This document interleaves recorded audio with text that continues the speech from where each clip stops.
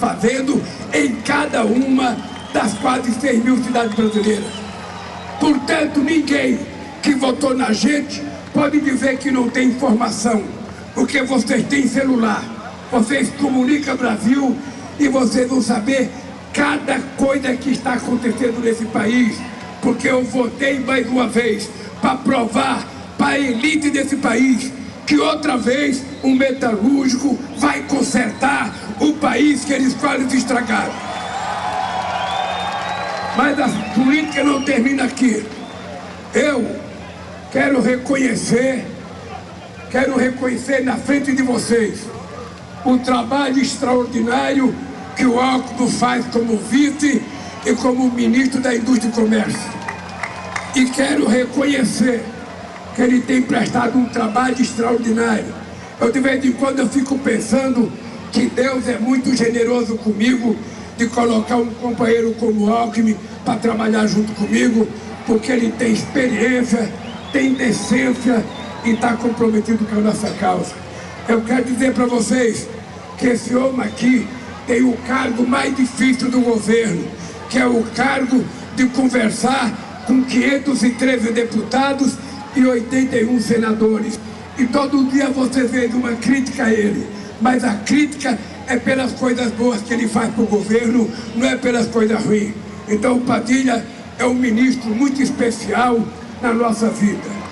Mas eu quero trazer aqui o companheiro Paulo Teixeira, que é o companheiro do desenvolvimento agrário. Ele apresentou pela primeira vez, a meu pedido, um banco de terra. Um banco de terra.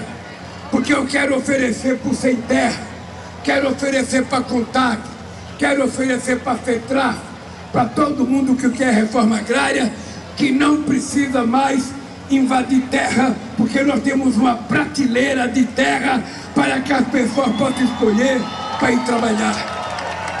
Quero avisar aqui, quero apresentar o Silvio Almeida, que é o meu ministro dos Direitos Humanos.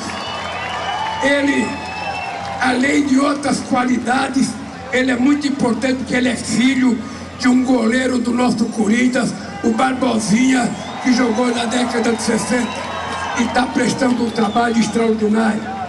Eu quero apresentar essa mulher aqui, essa mulher que eu conheço desde 1980. Fazia muitos anos que eu não via a Cida. De repente, na transição, a Cida aparece. E ela é ministra das mulheres para que a gente garanta a respeitabilidade e direitos das mulheres brasileiras. Queria apresentar aqui a Iniele.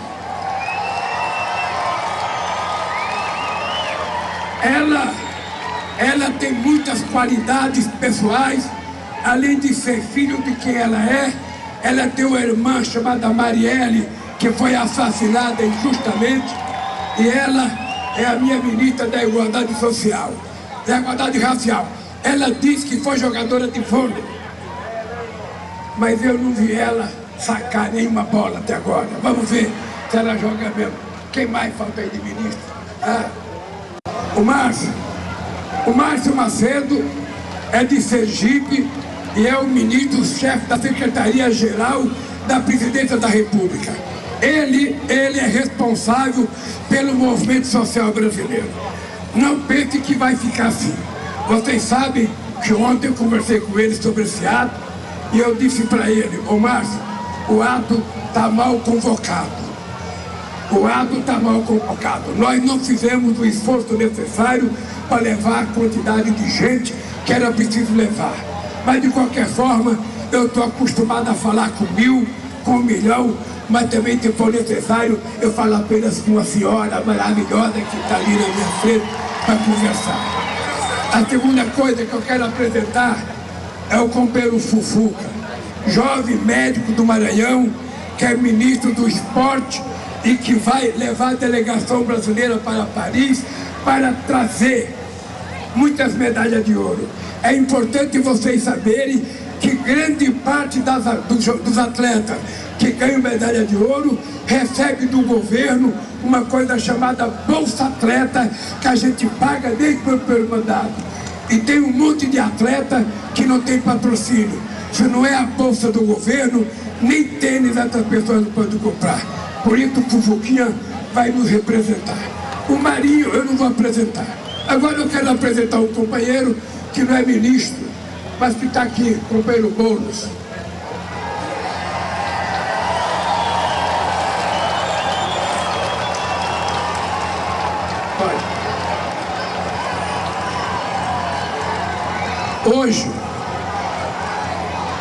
Hoje é um feriado.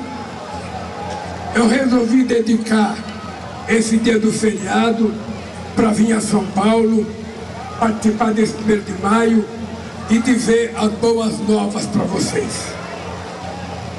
Eu queria que vocês soubessem que nós vamos ter aqui no Brasil o G20.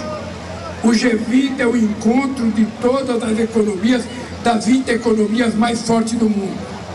E nós vamos inovar. A nossa pauta vai ter uma pauta social. Então o Márcio Macedo, a Secretaria-Geral, tem a responsabilidade de, junto com as centrais sindicais, junto com as entidades de organização, junto com os estudantes, junto com as universidades, junto com os aposentados, tem a obrigação da gente fazer a maior manifestação política, social, dizendo aos 20 presidentes do mundo inteiro o que o povo deseja que a gente faça para melhorar a vida do povo. Por último, eu queria dizer desse companheiro aqui.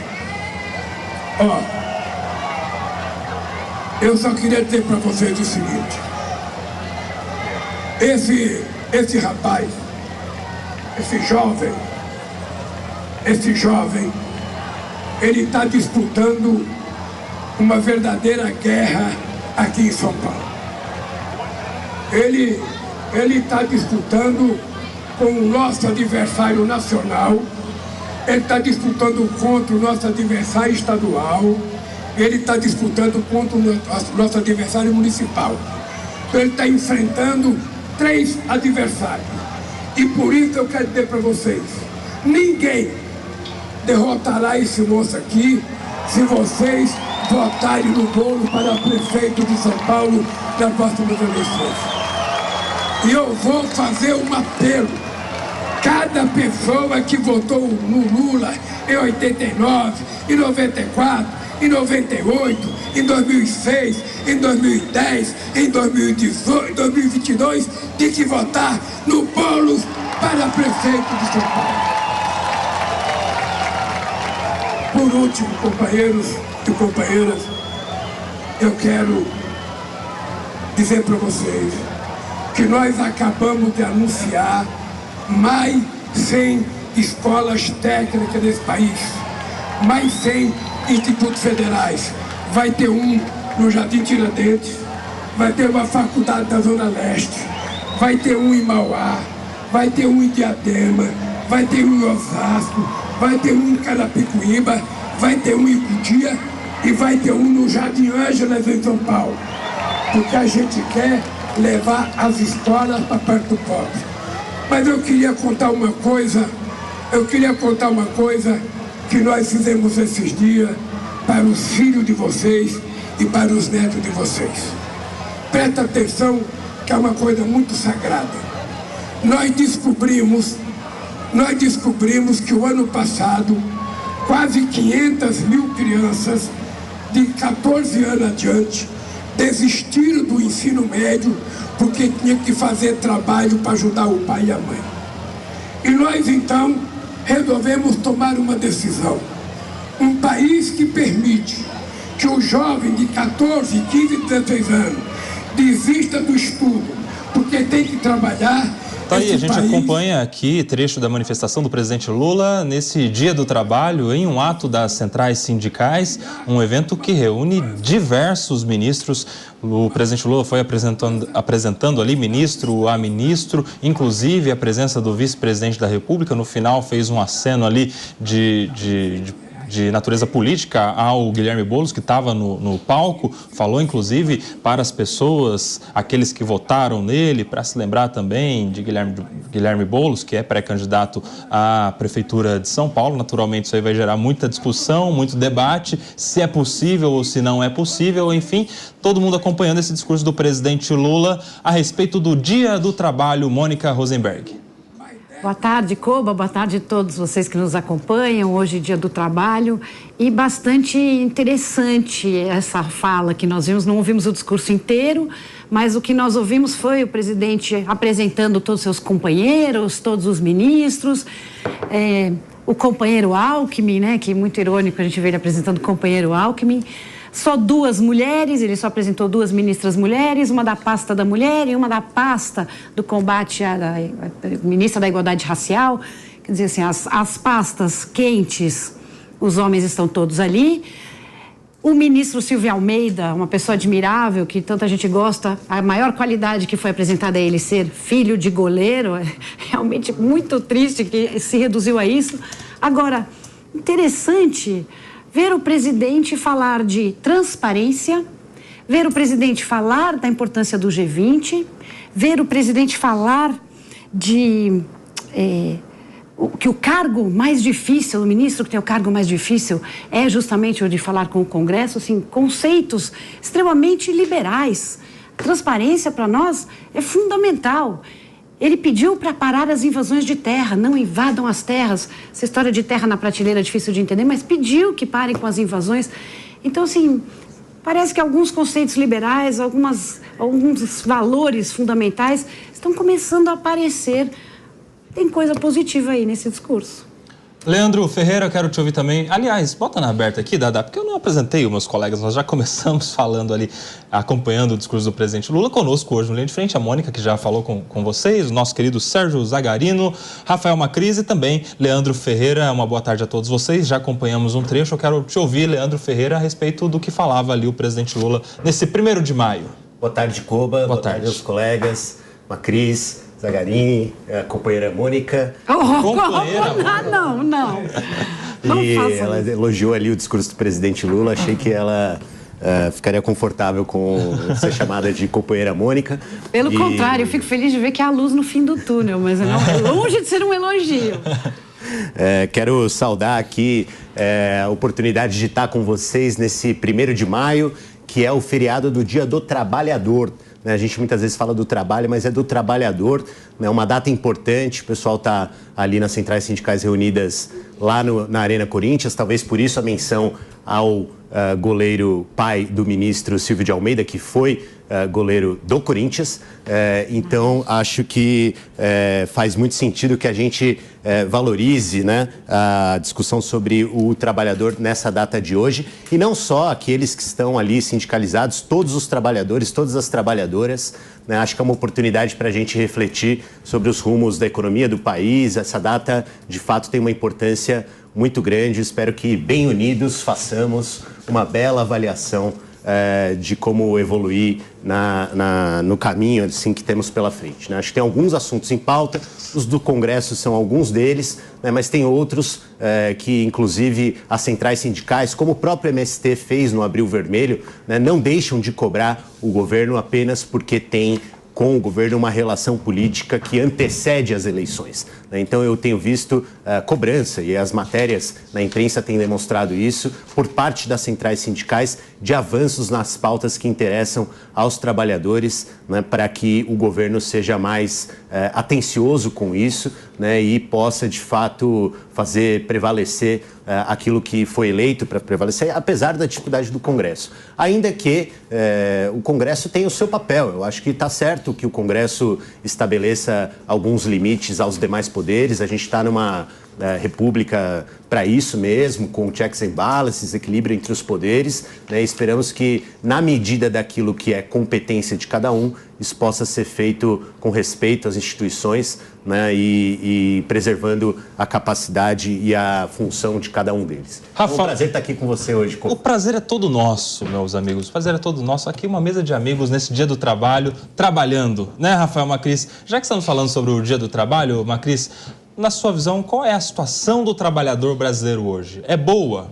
Na visão do cidadão que está hoje, inclusive um feriado, às vezes trabalhando, servindo alguém, desempenhando qualquer atividade para levar o sustento para a sua casa, qual que é o balanço que a gente pode dar hoje da situação do trabalho no Brasil? Boa tarde, Koba. Boa tarde, amigos da mesa. Boa tarde a todos que nos acompanham aqui pela Jovem Pan. Estou para te falar que a situação dos trabalhadores hoje no Brasil não está nada legal. É um dia para comemorar? Acho que os únicos que estão comemorando são aqueles que estão em cima do palco, vendo todos aqueles trabalhadores ali ovacionando uma apresentação completa dos ministros do Lula e uma campanha clara aí, na minha opinião, para o Guilherme Boulos, a Prefeitura de São Paulo. Queria ressaltar aqui que não pode fazer o que foi feito ali em cima do palco. Na minha opinião, foi um claro pedido de voto, até com a palavra voto.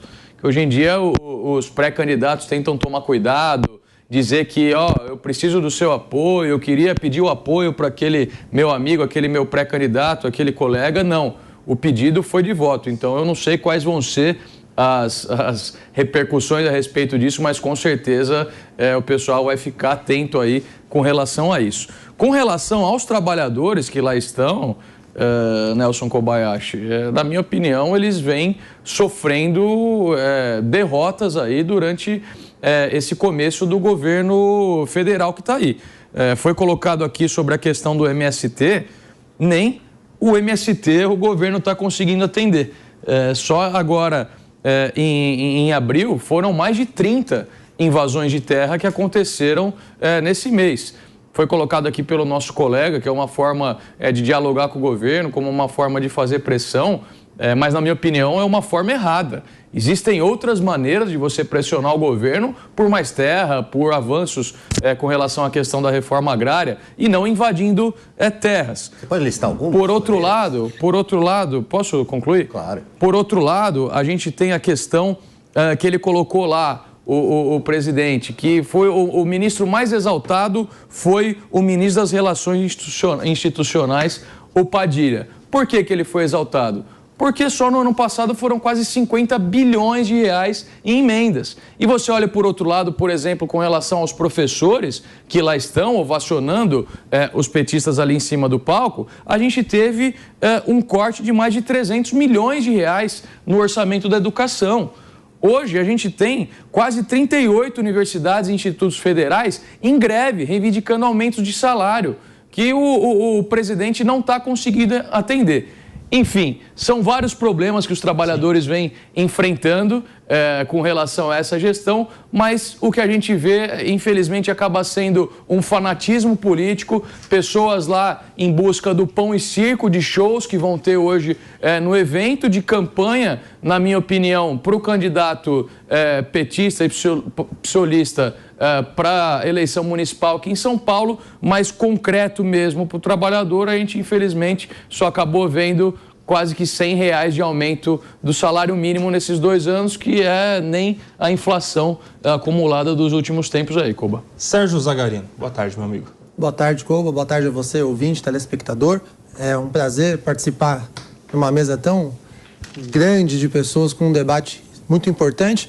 Queria falar sobre o comentário de algumas das pessoas que estavam aqui, incluindo e começando pela minha amiga Mônica, que ela comentou sobre a importância da transparência no governo. E a gente não tem dúvidas que é necessário. Porém, me pergunto, o presidente Lula nesse discurso começou a falar sobre transparência, aplicativo do governo federal, que todo mundo na sua casa consegue pegar no celular e enxergar o que está sendo gasto. Meus amigos, você que está em casa, pega o teu celular e entra lá no aplicativo, você não vai conseguir. É difícil, eles dão maquiagem, eles dificultam. Não é fácil de você conseguir ter acesso às informações. E para piorar, beira a hipocrisia um discurso de transparência num governo que falava muito sobre aquela questão, você vai se relembrar, sigilo de 100 anos. Ah, mas o sigilo de 100 anos para informações é um absurdo. O atual governo já colocou em sigilo mais de 1.300 informações, incluindo agenda de primeira-dama. O que não faz o menor sentido. Nós brasileiros precisamos saber o que os agentes políticos, o que os nossos políticos estão fazendo. E eu não quero saber se, mas a primeira-dama ela tem o direito. Ninguém colocou uma arma na cabeça deles e falou para ser candidato. Quem está exposto à vida pública tem que tornar sua vida mais pública ainda. Primeira-dama não é cargo político. Para começar, para piorar. Não é cargo político. E para piorar. Então por que você quer saber da agenda? Eu não quero saber. Você falou dos agentes públicos. Porque ela está dentro do governo. Ela não está dentro do governo. Ela está inserida, ela faz reuniões dentro do governo.